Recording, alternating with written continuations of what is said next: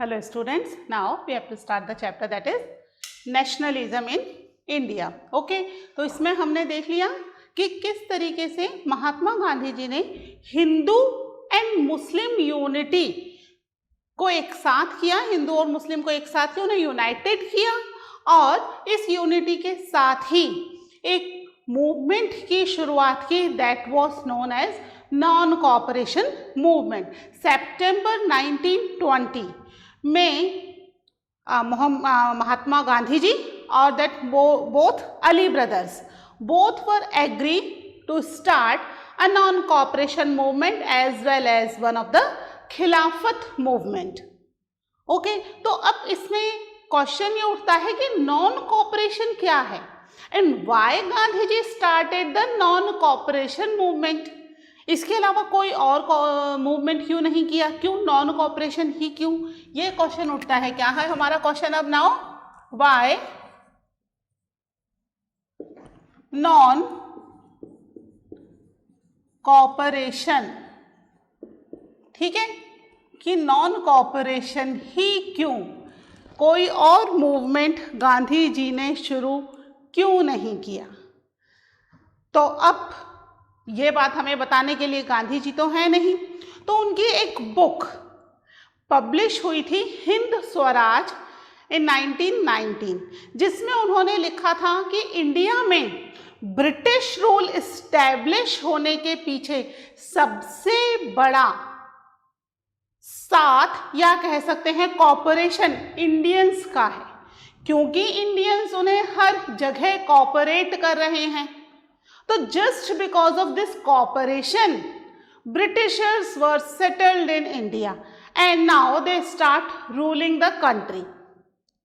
अगर इंडियंस अपना ये कॉपरेशन विड्रॉ कर लें या कॉपरेट करना बंद कर दें, कुछ भी नहीं करना, जो हम कॉपरेशन दे रहे हैं ब्रिटिशर्स को वही कॉपरेशन क्या कर देना है, उन्हें देना बंद कर देना है. तो अगर हम उन्हें ये कॉपरेशन देना बंद कर दें तो ब्रिटिशर्स का रूल इंडिया में बहुत ही कमजोर पड़ जाएगा. और क्योंकि इतनी ज़्यादा वर्कफोर्स वो ब्रिटेन से तो ला नहीं सकते इंडिया में रूल करने के लिए, तो उन्हें इंडियंस को या इंडिया को छोड़ करके वापस जाना पड़ेगा.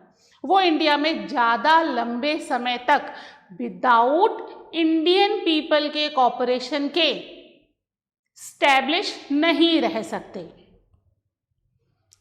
तो इसलिए गांधी जी ने क्या शुरू किया, नॉन कॉपरेशन मूवमेंट शुरू किया. ठीक है, इनकी एक बहुत ही फेमस बुक है that is Hind Swaraj.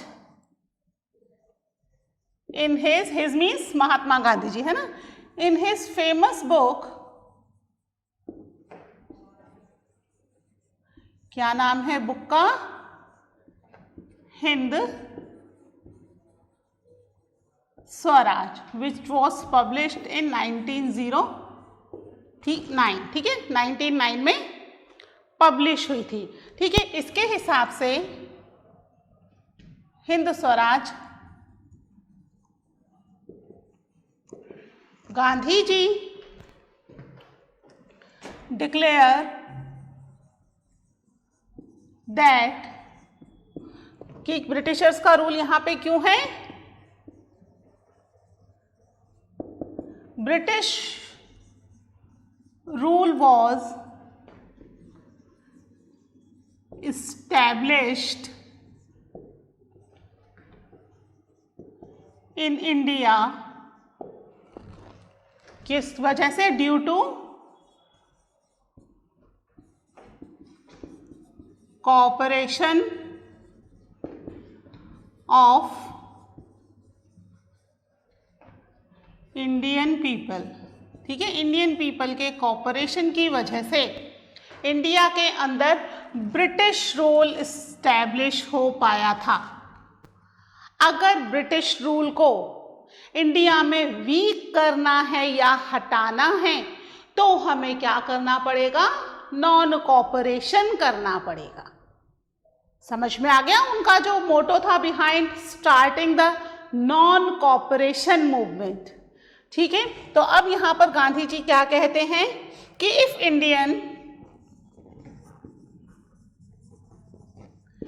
Indians refused to cooperate with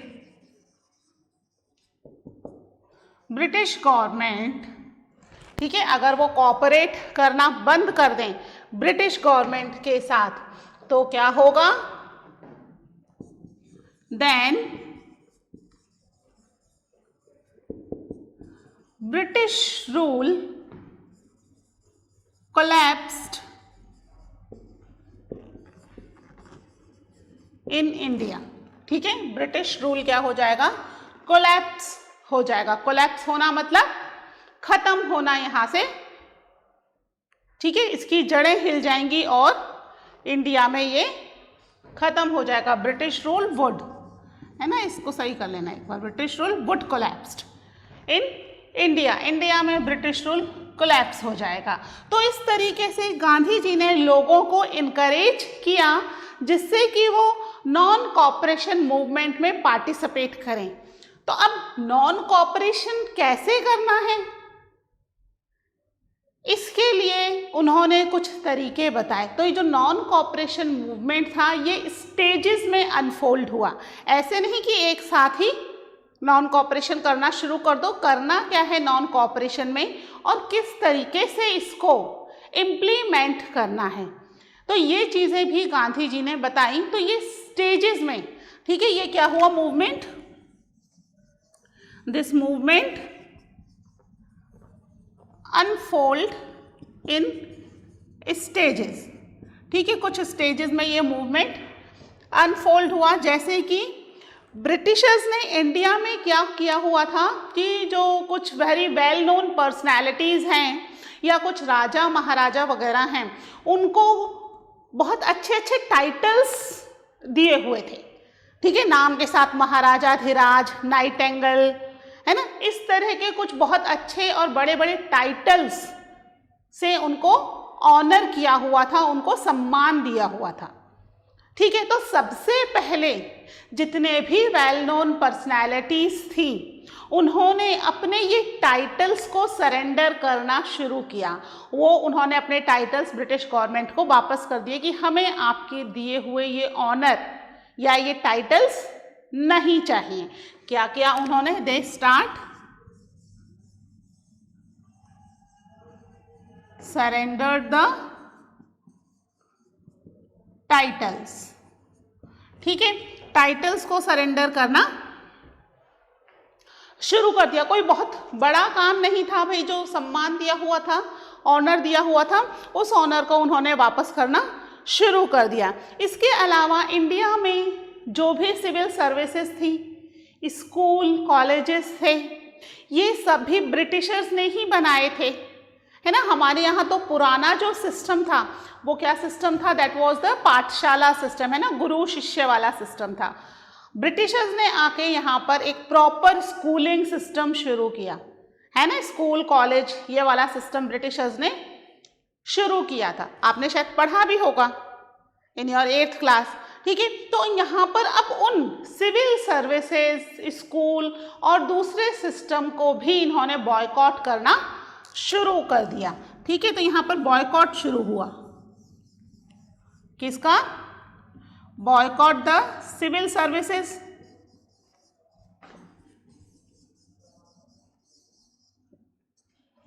ठीक है, सिविल सर्विसेज के अलावा स्कूल्स एंड कॉलेजेस,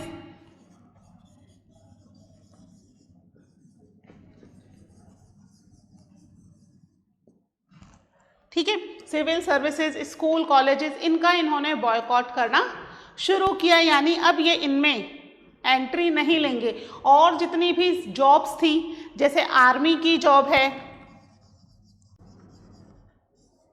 पुलिस की जॉब है ना, यानी जितनी भी सर्विसेज यहां से मिल रही थी उन सबको बॉयकॉट करना शुरू किया। इसके अलावा लेजिस्लेटिव काउंसिल, ठीक है, एक गवर्नमेंटल बॉडी थी, उसका भी इन्होंने बॉयकॉट करना शुरू कर दिया। यानी जितने भी इम्पोर्टेंट इंस्टीट्यूशंस थे अंडर द ब्रिटिश रूल, उन सभी इंस्टीट्यूशंस का इन्होंने यहाँ पर बॉयकॉट करना शुरू कर दिया, उसको छोड़ना शुरू कर दिया कि भाई हमें इन इंस्टीट्यूशन में जॉब की या एजुकेशन लेने की ज़रूरत नहीं है, ना ही हम पॉलिटिक्स के लिए इन इंस्टीट्यूशन में वर्क करेंगे। तो यहाँ पर ये चीज़ें क्या हुई, ये चीज़ें थी इस मूवमेंट का पार्ट। कौन सा मूवमेंट चल रहा है?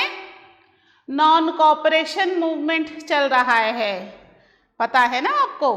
तो ये नॉन कॉपरेशन मूवमेंट में ये चीज़ें उन्होंने करना शुरू कर दिया, जिसके हिसाब से क्या हो रहा था, लोग अब अपने टाइटल सरेंडर कर रहे थे और अपनी जॉब्स छोड़ रहे थे।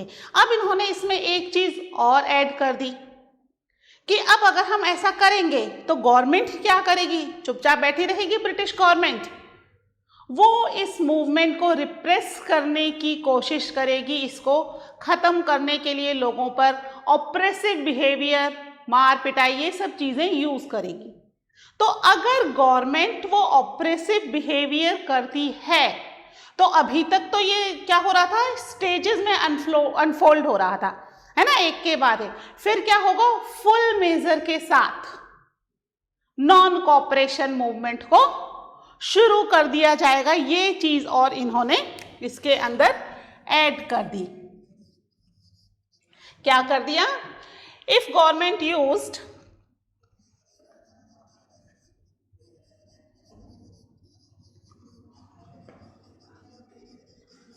repressive measures,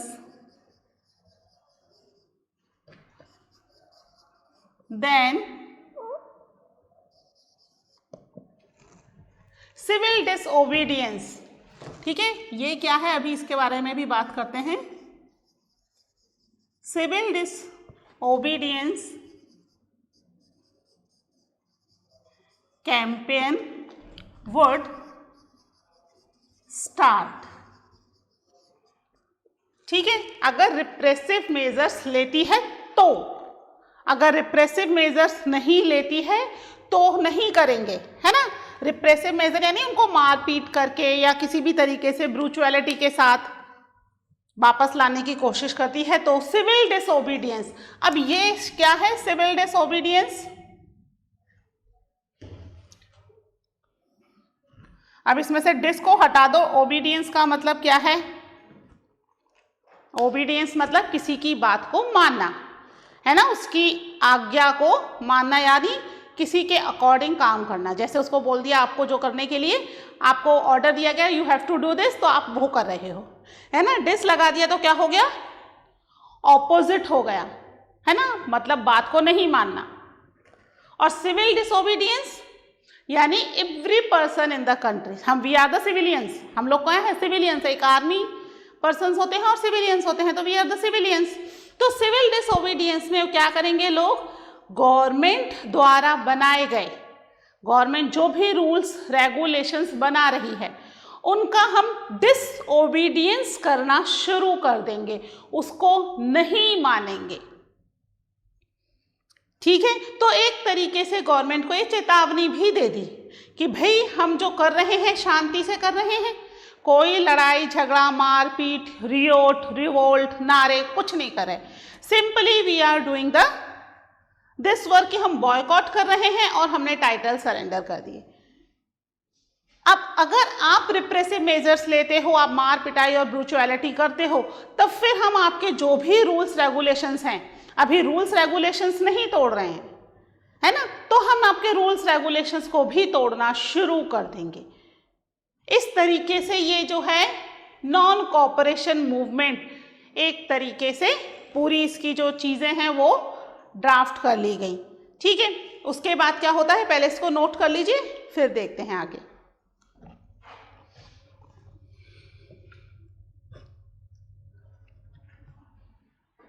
ओके, नोट कर लिया। तो ये जो है नॉन कॉपरेशन मूवमेंट तैयार कर लिया गया कि इसमें क्या क्या कैसे कैसे करना है ना। लेकिन अब यहाँ पर उस समय एक बड़ी पार्टी इंडिया के अंदर थी, दैट इज कांग्रेस, है ना, that was the only a big party. और भी छोटी मोटी पार्टीज थी but that was not recognised, और बहुत ज़्यादा मेंबर्स भी नहीं थे। तो केवल कांग्रेस ही एक ऐसी पार्टी थी जो बहुत ही पॉपुलर थी और बहुत कह सकते हैं वेल नोन पर्सनैलिटीज उस पार्टी के अंदर मेंबर्स थी। तो यहाँ पर उस समय लेजिस्लेटिव काउंसिल्स के इलेक्शंस होने वाले थे। गवर्नमेंट के अंदर फर्स्ट टाइम ऐसा होने वाला था कि इंडियंस पॉलिटिकल लीडर्स को भी अपने आप को रिप्रेजेंट करने का मौका मिलने वाला था। ओके, तो यहां पर कांग्रेस उसके लिए बहुत ज्यादा कह सकते हैं कि इंथुजियास्टिकली प्रिपेयर थी to participate in these elections. लेकिन अब ये नॉन कोऑपरेशन आ गया। नॉन कोऑपरेशन जब सभी लोग कंट्री के बॉयकॉट कर रहे हैं छोटी बड़ी चीजों का, तो अब कांग्रेस कैसे इलेक्शन में पार्टिसिपेट कर सकती है? और कांग्रेस इन इलेक्शंस को मिस नहीं करना चाहती थी। वो चाहती थी कि इन इलेक्शन में पार्टिसिपेट किया जाए। तो यहाँ कांग्रेस में भी दो तरह के डिवीज़न हो गए। कुछ लोग जो नॉन कोऑपरेशन को सपोर्ट कर रहे हैं और कुछ लोग जो नॉन कोऑपरेशन को सपोर्ट तो करना चाहते हैं लेकिन इलेक्शन में पार्टिसिपेट भी करना चाहते हैं। तो ये जो दो ग्रुप हो गए, इन दोनों ग्रुप को फाइनली एक फाइनल डिसीजन देना था जिसके अकॉर्डिंगली फिर महात्मा गांधी जी मूवमेंट को लॉन्च करें या नहीं करें।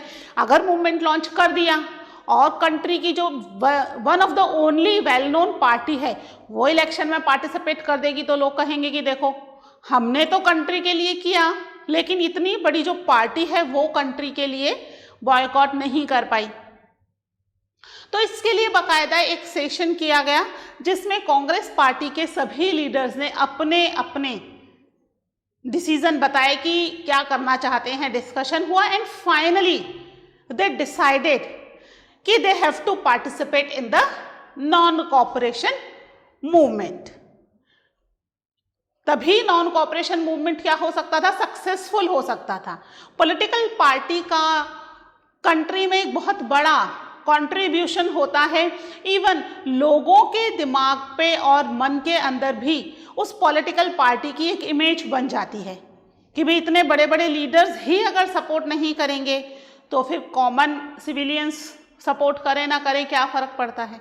ठीक है, तो यहाँ पर कांग्रेस पार्टी पार्टिसिपेट करना चाहती थी। क्या चाहती थी यहाँ पर कांग्रेस पार्टी, क्या चाहती थी? मैनी पीपल, सारे मेंबर्स नहीं थे, कुछ लोग थे, क्योंकि this time the first time जबकि कंट्री में ब्रिटिशर्स उनको एक मौका दे रहे थे पॉलिटिक्स में एंटर होने का। अभी तक नहीं मौका मिला था। आपने पढ़ा था ना about the moderates and extremist. Moderates ने कितनी कोशिशें की थी, याद है मॉडरेट्स एंड एक्सट्रीमिस्ट का, है ना? तो यहाँ पर इनको लिए ये एक बहुत बड़ा मौका था। तो many people with in the Congress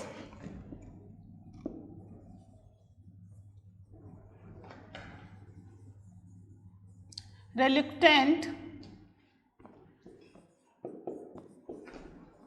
to participate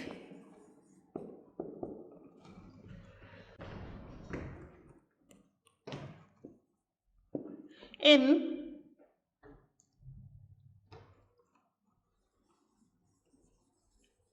elections of legislative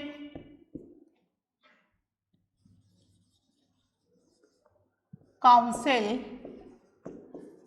and desire to change in power। ठीक है, उन्हें लग रहा था शायद हम इस तरीके से पावर में आकर के कुछ चेंज कर सकें, कंट्री के लिए कुछ काम कर सकें। एंड फाइनली दिसंबर में फाइनली इन दिसंबर 1920, ठीक है। 1919 में हमने पढ़े थे कितने सारे इंसिडेंट्स हुए थे, है ना। 1920 के अंदर जाकर के इन इंसिडेंट के अगेंस्ट एक बहुमत बन रहा था और यहाँ पर एक बड़े मूवमेंट की तैयारी चल रही थी। तो दिसंबर 1920 में नागपुर में एक सेशन हुआ,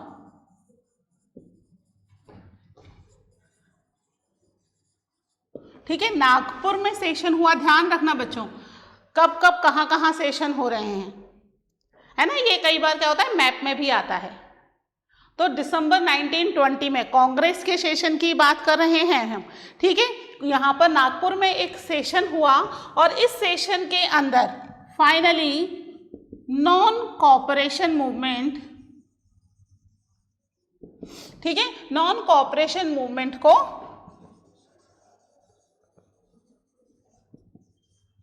मूवमेंट वॉज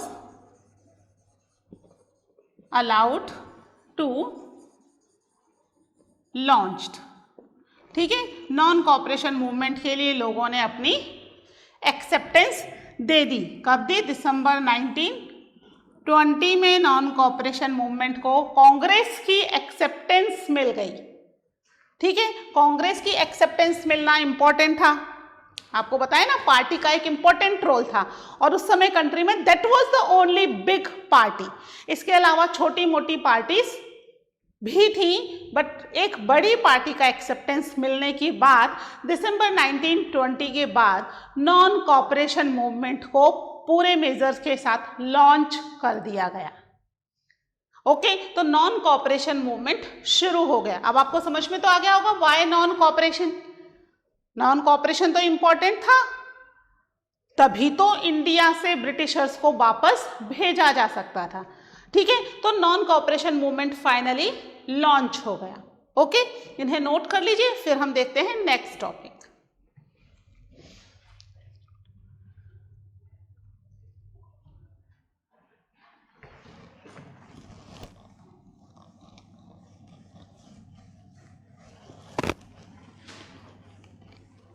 ओके, इसके साथ ही अपना जो फर्स्ट टॉपिक था, फर्स्ट वर्ल्ड वॉर, खिलाफत मूवमेंट एंड नॉन कोऑपरेशन, ये वाला टॉपिक कंप्लीट हो गया है बच्चों। और हम जो है नेक्स्ट टॉपिक करेंगे। नेक्स्ट टॉपिक क्या है? डिफरेंट स्ट्रैंड, ठीक है, different strands with in movement, ठीक है। मूवमेंट शुरू हो रहा है, कौन सा मूवमेंट शुरू हो रहा है? नॉन कोऑपरेशन मूवमेंट शुरू हो रहा है ना। नॉन कोऑपरेशन मूवमेंट शुरू तो हो रहा है, लेकिन इस मूवमेंट में हर एक व्यक्ति जो है वो अपने हिसाब से इस मूवमेंट में पार्टिसिपेट कर रहा है, ठीक है। अभी हम देखेंगे कि किस तरीके से अलग अलग जगह अलग अलग तरीकों से लोगों ने इसमें पार्टिसिपेट किया। सबसे पहले ये मूवमेंट शुरू हुआ, द मूवमेंट इन टाउन, ठीक है, टाउन्स में शुरू हुआ। टाउन्स के अंदर सबसे ज्यादा इसमें जो पार्टिसिपेशन किया गया था that was the middle class. Middle class का पार्टिसिपेशन था सबसे ज्यादा, ठीक है। मिडिल क्लास ने पार्टिसिपेट किया। इसके अलावा यहाँ पर कुछ इकोनॉमिक फ्रंट पर भी कुछ मेजर्स, इंपॉर्टेंट डिसीजंस लिए गए। और उसके बाद ये जो मूवमेंट था ये प्रॉपरली लॉन्च नहीं हो पाया और क्या हो गया? फेल हो गया, ठीक है। तो हम कह सकते हैं प्रॉब्लम्स या फिर फेलियर, प्रॉब्लम्स ऑफ मूवमेंट, ठीक है। आप प्रॉब्लम्स लिख लो, या प्रॉब्लम्स के अलावा हम कह सकते हैं इसको it is a failure also, ठीक है, फेलियर ऑफ मूवमेंट। तो ये जो है ये टाउन में हुआ, ठीक है। टाउन के अलावा अगर हम बात करें कंट्री साइड में, तो कंट्री साइड में भी मूवमेंट शुरू हुआ, रिबेलियन इन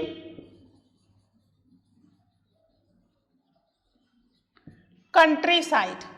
ठीक है, कंट्री साइड मतलब कंट्री में अंदर और दूसरे इंपॉर्टेंट फ्रंट्स के ऊपर। तो सबसे पहले हम इसमें देखेंगे अवध में। अवध के पीसेंट्स ने ये शुरू किया था और जो कि इनके लीडर थे, इट्स लेड बाय बाबा रामचंद्र। ठीक है, इसके अलावा एक दूसरा जो हुआ that is गोडेम्स hill in Andhra Pradesh.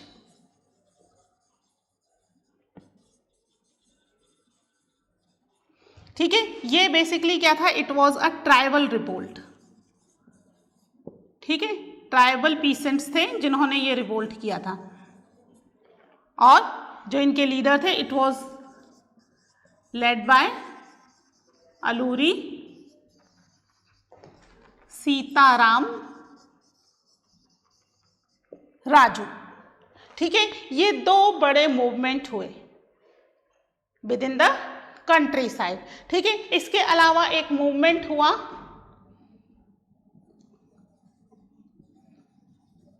Movement in plantation. ठीक है, प्लांटेशन तो आपको पता है किसे कहते हैं। प्लांटेशन बहुत बड़े एरिया के अंदर एक ही तरह की क्रॉप ग्रो करना। बेसिकली प्लांटेशन की कौन कौन सी क्रॉप्स हैं, T, coffee, jute, rubber, cotton, है ना। तो हम इसमें पढ़ेंगे अबाउट द असम। ठीक है, असम का प्लांटेशन। असम प्लांटेशन वर्कर्स की क्या प्रॉब्लम थी। ठीक है, असम प्लांटेशन वर्कर्स की प्रॉब्लम के बारे में हम इसमें डिस्कस करेंगे कि उन्हें क्या प्रॉब्लम आई। और ये जो मूवमेंट था, इस मूवमेंट को हर जगह पर अपने अपने हिसाब से एक्सेप्ट किया गया। ठीक है, क्या गांधी जी चाह रहे हैं या ये मूवमेंट बेसिकली है क्या, इस चीज़ के बारे में लोगों को कुछ को पता है, कुछ को नहीं पता है। जिनको नहीं पता उन्होंने अपने हिसाब से इसको इंटरप्रेट कर लिया कि भाई इसका मतलब ये होगा। और फाइनली जो नॉन कॉपरेशन मूवमेंट है, नॉन कॉपरेशन मूवमेंट, ये कब लॉन्च हुआ, लॉन्च्ड इन 1920 दिसंबर में फाइनल डिसीजन ले लिया गया। तो कब लॉन्च होगा, फिर जनवरी में लॉन्च कर दिया गया इसको, जनवरी 1921। ईयर चेंज हो गया है ना, ईयर चेंज होता जा रहा है, इस चीज़ का आप ध्यान रखना। 1919 में सारे इंसिडेंट्स हुए लाइन से, 1920 में नॉन कॉपरेशन मूवमेंट को पूरा तैयार किया गया और 1921 के बिगिनिंग में ही इसको लॉन्च कर दिया गया। और ये अलग अलग जगहों पर किस हिसाब से लॉन्च हुआ वो हम पढ़ेंगे इन द नेक्स्ट लेक्चर। ठीक है, आप इसको एक बार अच्छे से ड्रॉ कर लीजिएगा। Okay, till then take care, bye.